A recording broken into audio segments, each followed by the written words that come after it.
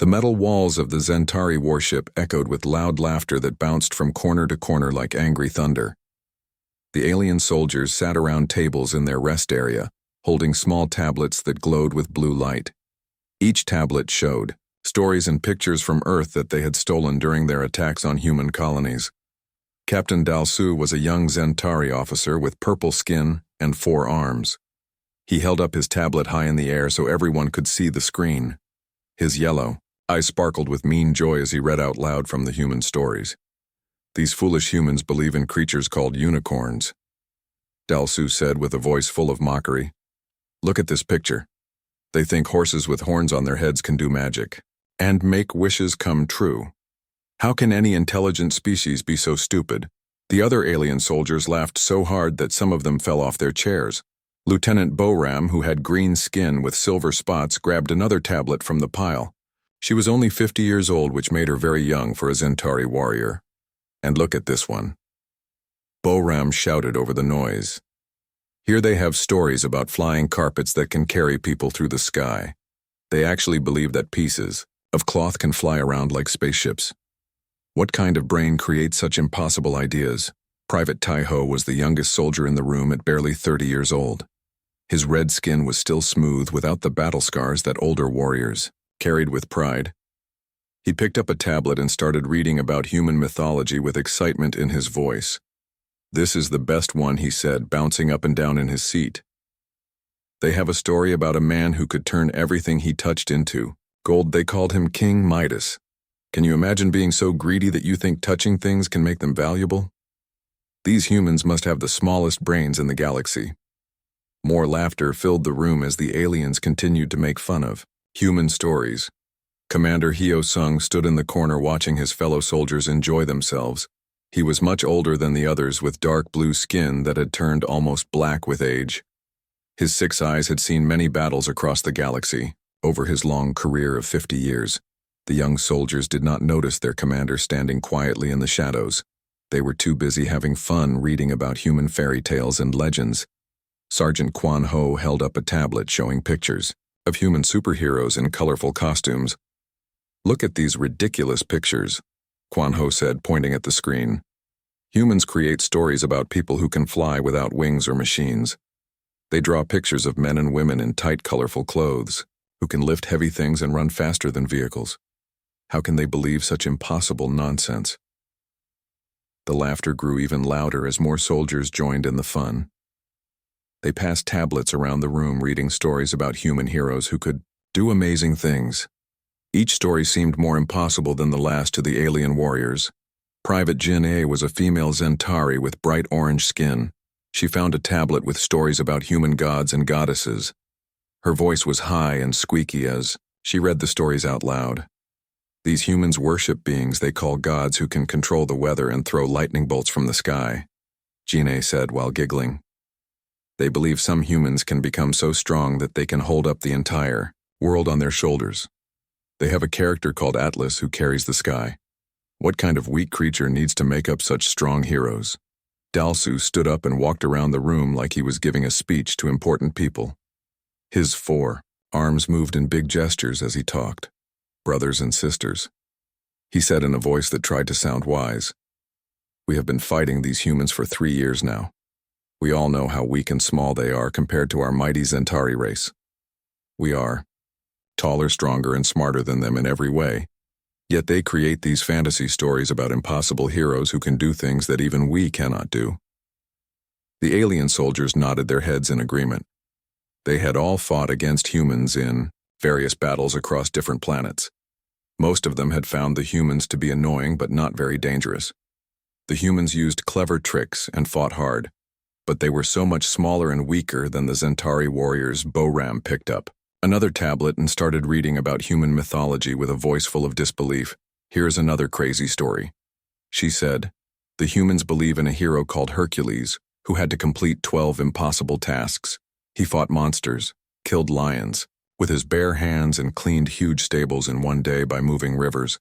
How can they think one person can do so many impossible things? Taeho jumped up from his chair with excitement dancing in his red eyes. And what about their stories of people who can see the future? he said, waving his arms around. They call them prophets and oracles. They think some humans can know what will happen before it happens. If humans were really that smart, why are we winning this war against them? The room filled, with more laughter as the soldiers enjoyed their jokes about human stupidity. Commander Hyosung watched from his corner as his young warriors made fun of their enemies. He remembered when he was their age, full of confidence and sure that the Zentari were the greatest species in the universe. Sergeant Minsu found a tablet with human love stories and romantic tales. His purple skin turned darker as he laughed at what he was reading. These humans even make up impossible stories about love, he said, shaking his head. They believe that two people can love each other so much that they would die for each other.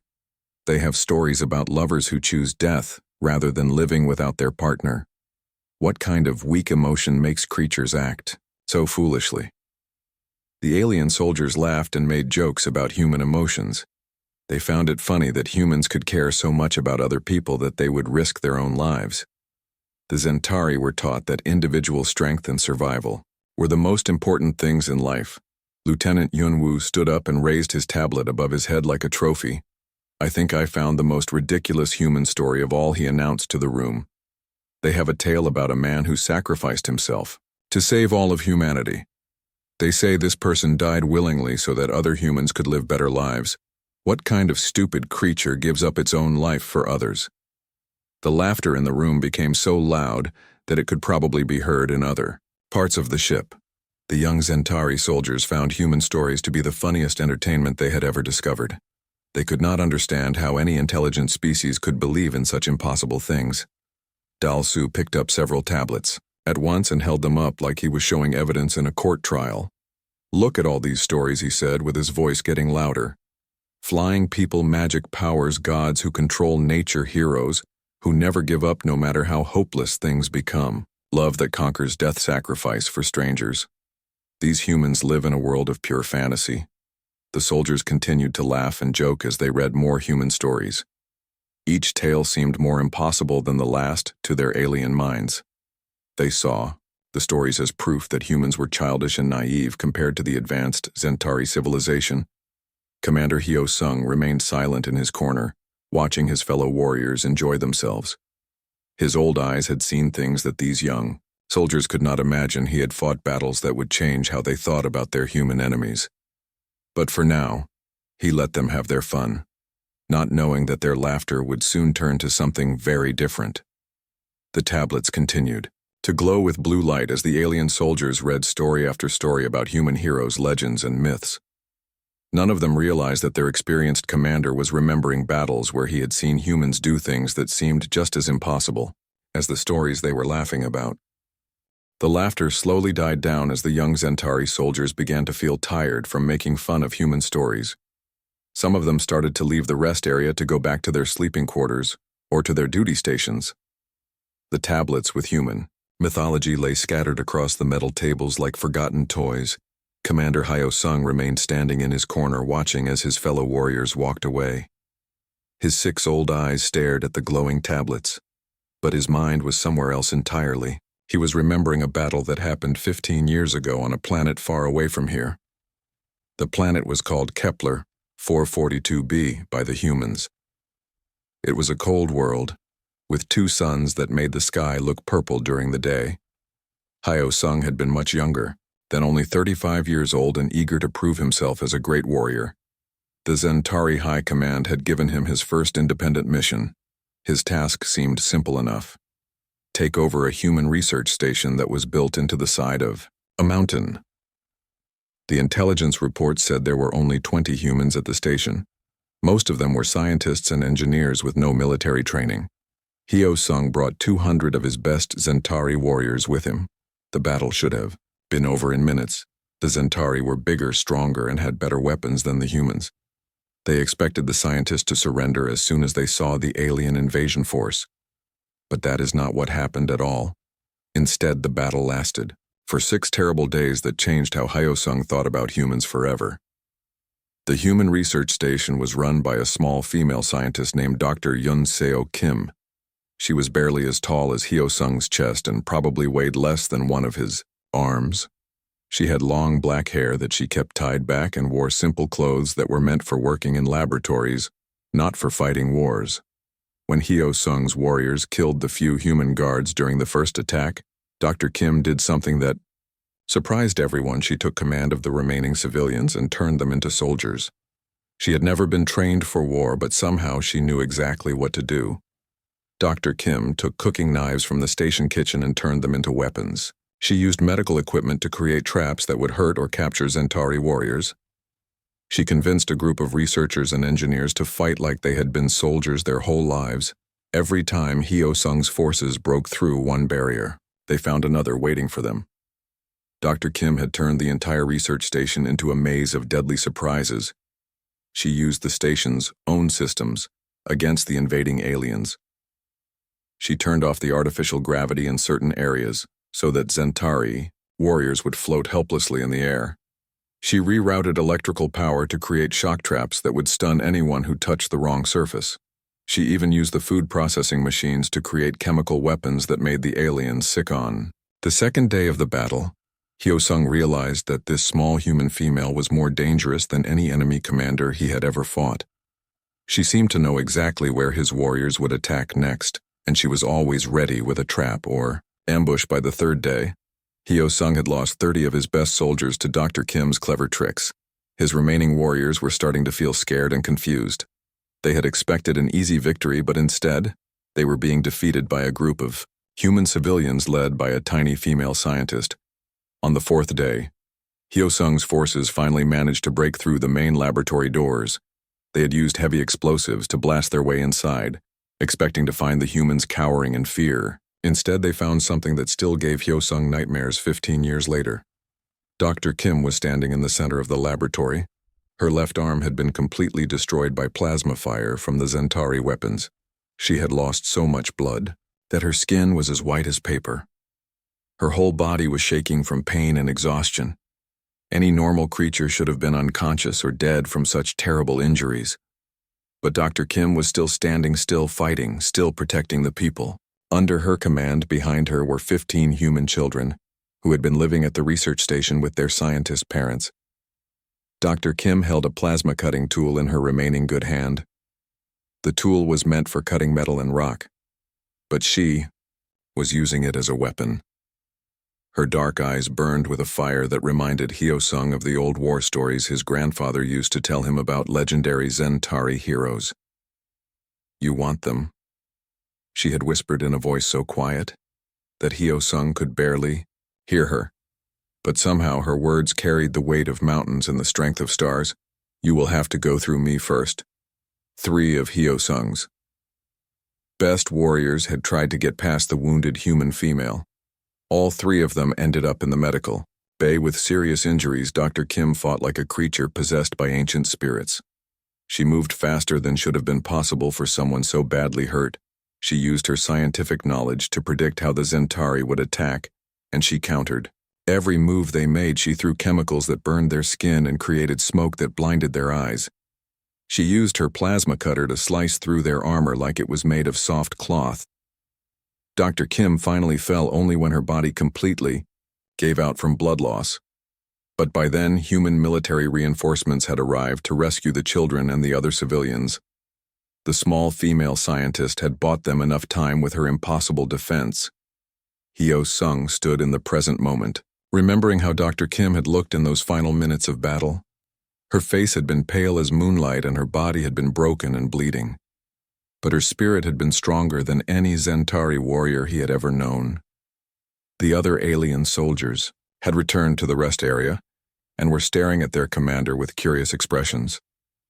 They could see that something was bothering him, but they did not know what it was. Commander Dalsu approached with another tablet full of human stories. "Are you feeling all right?" he asked, using a human expression that had somehow become popular among Zentari soldiers. "You look like you have seen a ghost." Hyo Sung looked at the tablet Dalsu was holding. The screen showed a story about a human hero named Hercules who had performed 12 impossible tasks. The description would have made his warriors laugh again, but something cold and heavy settled in Hyo Sung's stomach like a stone. "Tell me about this Hercules," he said quietly in a voice that made the young soldiers stop their joking and pay attention. Boram eagerly began reading from the tablet. According to their mythology, this Hercules was incredibly strong. He killed a lion with his bare hands. He fought a monster with 9 heads that grew back when they were cut off. He cleaned massive stables in a single day by changing the course of 2 rivers. The young officers started to laugh again, but Hyo-sung was not listening to their jokes. His mind was racing as he thought about Dr. Kim and how she had done things that should have been impossible for any creature her size. She had turned a research station into a fortress. She had trained civilians to fight like soldiers. She had held off 200 trained warriors with nothing but her intelligence and determination. She had protected 15 children while bleeding to death from terrible wounds. Hyo-sung began to wonder if the human stories his soldiers were laughing at were really as impossible as they seemed. As the memory of Dr. Kim faded from his mind, Commander Hyo-sung realized that his fellow officers had returned and were staring at him with worried expressions on their alien faces. They could see that something was troubling their respected leader, but they did not understand what it was. Dalsu approached carefully, holding another tablet full of human stories.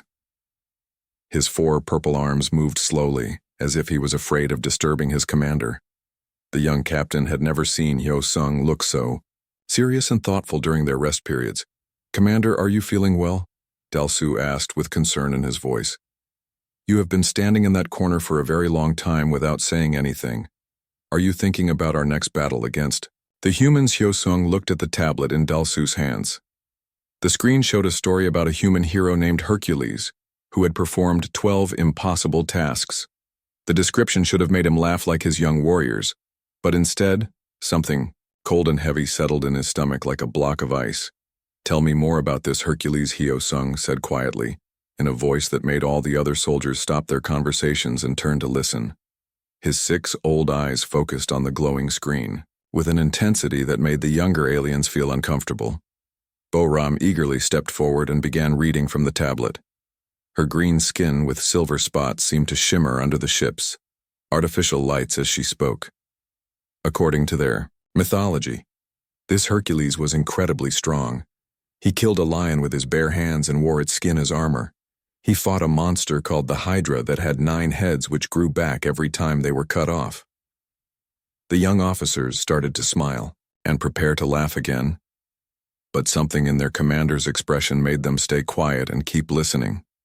He cleaned massive stables that had not been cleaned for 30 years, and he did it in just 1 day, by changing the course of 2 rivers. Boram continued reading. He captured a golden deer that could run faster than arrows. He defeated an army of birds that had bronze beaks and could shoot their feathers like weapons. Hyo-sung's mind was racing as he listened to the story. He thought about Staff Sergeant Jin-woo Park, a human soldier he had encountered on 3 different battlefields over the past decade. Jin-woo was a small human male who barely reached Hyo-sung's shoulder, but he had done things that seemed just as impossible as the Hercules stories on their first meeting. Jin-woo had single-handedly destroyed an entire Zentari armored unit by creating explosives from nothing but kitchen supplies and cleaning chemicals. He had somehow turned ordinary household items into weapons powerful enough to penetrate advanced alien armor. On their second encounter, Jin-woo had fought off a pack of 6 armed Zentari assault specialists, using nothing but hand-to-hand combat techniques that should not have worked against creatures twice his size and strength. He had moved like liquid water, flowing around their attacks and striking at weak points. They did not even know they had. On their third meeting, Jin-woo had somehow convinced an entire Zentari platoon to surrender by talking to them for 6 hours straight. He had used psychology and logic to make 40 trained alien warriors question their orders and lay down their weapons without firing a single shot. "Commander, surely you do not believe these silly human stories are real?" Taiho asked with confusion in his young voice. His red skin had turned a darker shade as he tried to understand why his respected leader was taking human mythology so seriously. Hyo-sung looked at each of his officers in turn. These young soldiers had never faced humans in single combat. They had never seen what desperation and determination could accomplish when pushed to the absolute limit. They thought war was about having superior technology and bringing bigger numbers to the battlefield. "Let me tell you about the Battle of Proxima Station," Hyo-sung said slowly. in a voice that carried the weight of painful memories. It happened 12 years ago, when I was leading an assault on what we thought was a lightly defended, human military base. His officers gathered around, sensing that their respected commander was about to share an important war story. They expected to hear tales of easy victory and human cowardice. They had no idea they were about to learn something that would change how they saw their enemies forever. The young aliens settled into their chairs and prepared to listen. They thought they would hear another funny story about human weakness that would make them laugh and feel superior. But the expression on Hyo-sung's face told them this story would be very different from what they expected. Proxima Station was built into a large asteroid that floated in empty space. Hyo-sung began his tale.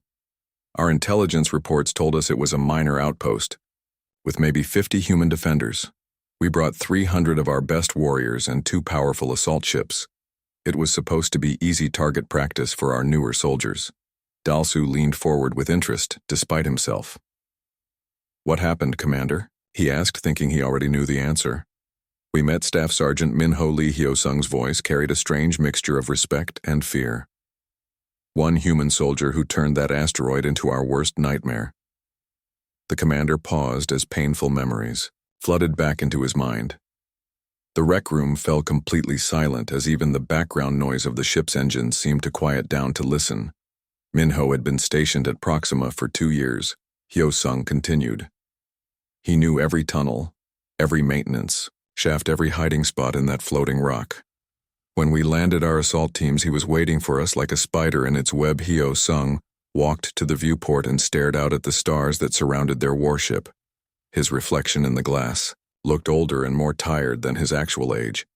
He used the station's own systems against us in ways we never imagined possible. Hyo-sung said he turned off artificial gravity in sections where our troops were advancing, sending them floating helplessly through the air while he picked them off one by one like a hunter shooting birds. The young officers exchanged worried glances. This did not sound like the weak, helpless humans they had been taught to expect in their military training. He rerouted electrical power to create traps that fried our equipment and burned our warriors. Hyo-sung continued. He even used the food processing machines to create chemical weapons that made our soldiers sick and confused.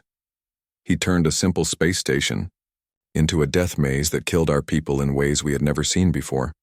Boram could not help but ask, but surely one human could not defeat 300 Zentari warriors, no matter how clever he was.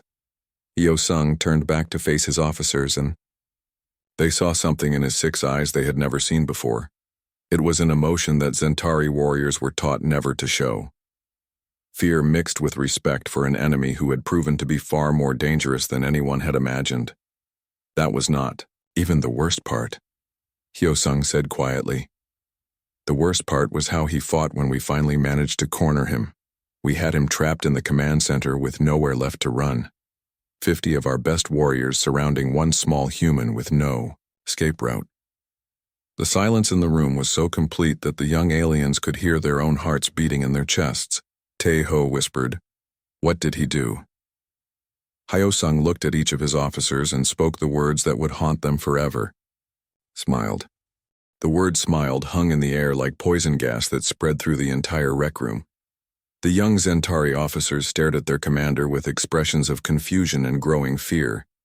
They could not understand why a human would smile when facing certain death surrounded by 50 alien warriors. Dalsu was the first to find his voice, though it came out as barely more than a whisper. "Commander, what do you mean?" He smiled. Surely a trapped enemy would beg for mercy or try to surrender, not show happiness. Hyo-sung remained standing by the viewport, his 6 old eyes reflecting the starlight outside. The memory of that moment 12 years ago was as clear in his mind as if it had happened yesterday. He could still see Min-ho Lee's face in perfect detail. This human, surrounded by 50 armed Zentari warriors bleeding from a dozen wounds, his weapon completely out of ammunition, looked at us and smiled. Hyo-sung repeated slowly. Then he said something I will never forget as long as I live, "You boys ready to see what desperate looks like?" The silence in the room became so thick that it felt like a physical weight pressing down on everyone present. The young soldiers tried to imagine what could make a human smile in such a hopeless situation, but their minds could not understand it. Boram shifted nervously in her chair, her green skin turning a pale shade that showed her fear. "What happened next, Commander?"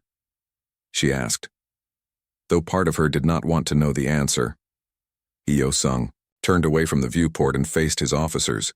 His dark blue skin had grown even darker with the painful memories. The scars on his face from old battles seemed to stand out more clearly under the ship's artificial lights Min-ho had rigged. "The entire command center to explode," Hyo-sung said in a voice filled with reluctant admiration. "Not to kill us, mind you, but to create enough chaos and confusion for him to escape through a maintenance tunnel that we did not even know existed." The commander began pacing around the room as he continued his story. His heavy footsteps echoed off the metal floor like the beating of a giant drum. The explosion was not meant to destroy everything, he said. It was carefully calculated to damage specific systems and create maximum confusion without bringing down the entire structure. In the smoke and chaos that followed, Min-ho managed to take out 15 more of our warriors using nothing but debris from the explosion as weapons. Tae-ho leaned forward, his red skin now completely pale. "How is that possible, Commander?" "One human against so many trained soldiers." Hyo-sung stopped pacing and looked directly at the young private. He used pieces of broken metal like throwing knives. He turned chunks of concrete into clubs. He even used electrical cables that had been torn loose to create whips that could shock and strangle at the same time. The older commander continued his story, painting a picture that seemed impossible to the young aliens listening. In the confusion, Min-ho somehow managed to steal one of our shuttlecraft that we had parked outside the station. He got past our guards who were trying to help the wounded warriors inside the command center. Dalsu shook his head in disbelief. "But stealing a shuttle is one thing, Commander. What could one human do with a single small spacecraft against our main assault ship?" The expression on Hyo-sung's face grew even more grim as he prepared to tell them the worst part of the story. The part that still gave him nightmares after all these years. He crashed the shuttle directly into our main assault ship's engine core. Hyo-sung said quietly. The impact took out our primary vessel and destroyed most of our heavy equipment and weapons. In one desperate move, Min-ho had turned our overwhelming advantage into a fair fight. The young officers gasped in shock. They could not believe that a human would sacrifice himself in such a way, just to damage an enemy ship. Centauri warriors were taught to preserve their own lives above all else. But that is not the end of the story. Hyo-sung continued with a voice that carried both fear and respect. Min-ho somehow survived the crash. The room erupted in voices as the young soldiers expressed their disbelief. "Impossible," Tae-ho shouted. "No one could survive crashing a shuttle into an engine core," Boram added. "The explosion alone would have killed anyone inside." Dalsu said, shaking his forearms. Hyo-sung raised one of his hands for silence, and the room immediately became quiet again. When our rescue teams reached the crash site, they found the shuttle completely destroyed and the engine core of our ship badly damaged, but they did not find Min-ho's body. The commander walked back to the viewport and stared out at the endless stars. His reflection looked like a ghost haunting the glass. For the next 3 days, Min-ho picked off our scattered forces one by one like a predator hunting in the darkness. He used the asteroid's tunnel system to move around unseen. He salvaged weapons and equipment from our damaged ship. He turned the entire asteroid into his personal hunting ground. Hyo-sung paused as he remembered the fear that had spread through his remaining warriors. Those 3 days had been the longest of his military career. Every time we sent out a patrol, they would disappear. He continued. Sometimes we would find their bodies days later. Sometimes we would just find their equipment scattered around like they had vanished into thin air. Min-ho was everywhere and nowhere at the same time. The young officers listened in growing horror as their respected commander described how one human had terrorized an entire Centauri invasion force. He knew exactly where we would go and what we would do before we did it ourselves. Hyo-sung said he set traps that used our own psychology against us. He played on our fears and made us jump at shadows. He turned us from hunters into the hunted Boram. Asked the question that all of them were thinking. How did it end? Commander, did you finally capture him? Hyo-sung turned back to face his officers, and for the first time since he started the story, he almost smiled. We did not capture him. He said, human reinforcements arrived. On the fourth day, they came in response to a distress signal that Minho had somehow managed to send out using parts from our own destroyed equipment. The silence that followed was broken only by the quiet hum of the ship's life support systems. The young Zentari warriors tried to process what they had heard, but their minds struggled to accept it. One human had held off 300 Zentari warriors for 4 days. One human had destroyed their main ship and most of their equipment. One human had terrorized an entire invasion force and then called for help using their own technology against them. Taeho finally found his voice commander. If this Minho was so dangerous, what happened to him after the reinforcements arrived? Hyo Sung looked at each of his officers in turn before answering. The human reinforcements promoted him to lieutenant and transferred him to a special operations unit. The last I heard, he was training other humans to fight like he did. The weight of that information settled on the young aliens like a heavy blanket. They realized that somewhere in human space, there were soldiers being taught the same impossible techniques that had made Minho so deadly. And that was when Hyo Sung knew he had to tell them the real truth about what they were fighting. The truth that would change everything they thought they knew about their human enemies. The truth that human myths were not fantasies at all. The rec room remained silent for what felt like hours after Commander Hyo Sung finished his story about Minho Lee. The young Zentari officers sat in their chairs like statues carved from stone. Their minds struggled to process what they had heard about one human soldier defeating 300 of their best warriors. Private Taeho was the first to break the heavy silence that filled the room. His red skin had turned almost white with shock, and his voice shook as he spoke. Commander, surely, this Minho was just one extraordinary human among billions of ordinary weak ones. Hyo Sung walked slowly back to the table where the tablets full of human mythology lay scattered like forgotten treasures. He picked up one device that showed the story of Atlas, the mythical human who held up the entire sky on his shoulders. That is exactly what I thought too. Hyo Sung said quietly. Until I met Dr. Sujin Kwan on planet Kepler 186F. The young soldiers leaned forward despite their fear. They could see in their commander's eyes that he had more impossible stories to tell, stories that would challenge everything they believed about their human enemies. Dr. Sujin was a medical officer at a human field hospital. Hyo Sung continued. She was supposed to be a healer, not a warrior. But when my forces attacked her facility, she held off an entire Zentari assault battalion for 8 hours, using nothing but medical supplies, and her knowledge of chemistry. Bo Ram shook her green head in disbelief. Commander, how could one medical worker fight against a whole battalion? Hyo Sung picked up another tablet. This one showing the story of Hercules fighting the many-headed Hydra monster. She turned medicines into poisons that made our warriors sick and confused. She used surgical equipment to create traps that could cut through our armor. She mixed cleaning chemicals to make smoke bombs that blinded our sensors. The commander continued his story while the young aliens listened with growing horror. She knew exactly which pressure points to hit to paralyze creatures 3 times her size. She used her medical knowledge to target our weak spots in ways that military training never taught her. She turned a hospital into a fortress that cost us 200 good soldiers. Dalsu stared at the tablet in Hyo Sung's hands, the one showing Hercules performing his impossible tasks. Commander, you mentioned other humans. What about this captain? You spoke of. Hyo Sung set down the Hercules tablet and picked up another one that showed the story of a human prophet who could see the future. Captain Donghyun Im on planet Wolf 1061C. He said with a voice full of reluctant respect, that human somehow convinced half of my invasion force to question their orders, just by talking to them. The young officers exchanged worried glances. They had been taught that Zentari minds were too strong and disciplined to be influenced by enemy propaganda. Donghyun used psychology like a weapon. Hyo Sung explained.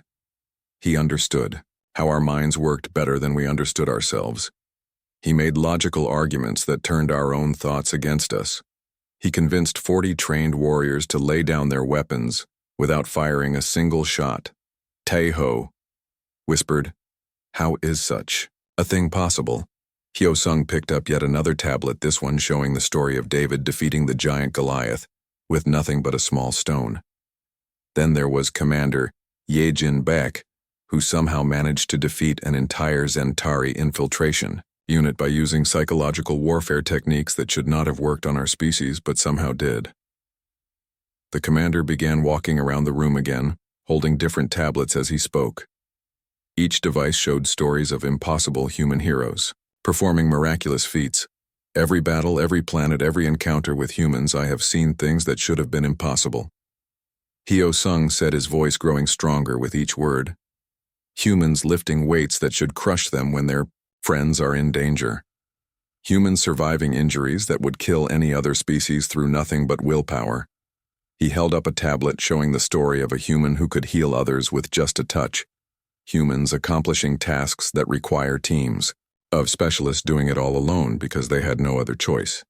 Humans turning defeat into victory through methods that defy all logic and reason. Boram looked at the tablet showing Atlas holding up the world commander. Are you saying that their myths and legends are actually true? Hyo Sung set down all the tablets and looked each of his officers directly in their eyes. I am saying that humans do not create myths about impossible heroes. They create myths about what they call Tuesday. The impact of his words hit the young officers like a physical blow. They stared at the tablets scattered across the table with completely new understanding. Stories of humans performing impossible feats of ordinary people, becoming legends of individuals, standing against overwhelming odds and somehow winning. Taeho picked up a tablet showing the story of David and Goliath with shaking hands. If this is true, Commander, then what exactly are we fighting against?